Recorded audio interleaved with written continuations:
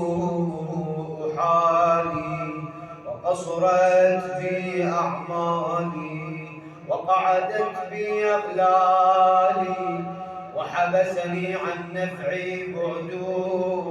أملي وخدعتني الدنيا بغرورها ونفسي بجنايتها وانطالي يا سيدي فأسألك بعزتي ألا يحجب عنك دعائي سوء عملي وفعالي ولا تفضحني بخفي ما اطلعت عليه من سر ولا تعاجلني بالعقوبة على ما عملت في خلاتي من سوء فعلي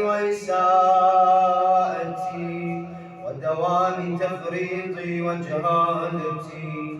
وكثرة شهواتي وغفلتي وكن اللهم بعزتك لي في كل الأحوال رؤوفا اسمع فيها صوت عبدي المسلم سجن فيها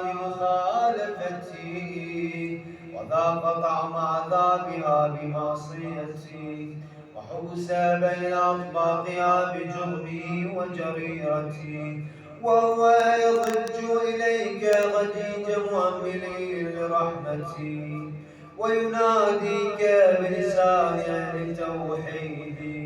ويتوسل إليك بربوبيتي يا مولاي فكيف يبقى في العذاب وهو يرجو ما سلف من حلمي أم كيف تؤلمه النار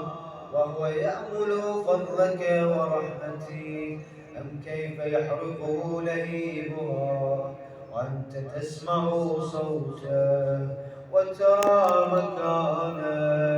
أم كيف يشتمل عليه زفيرها وأنت تعلم ضعفه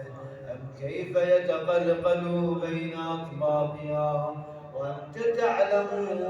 صدقه أم كيف تنكر زمانيتها وهو يناديك يا رب أم كيف يرجو فضلك في عتقه منها فتتركه فيها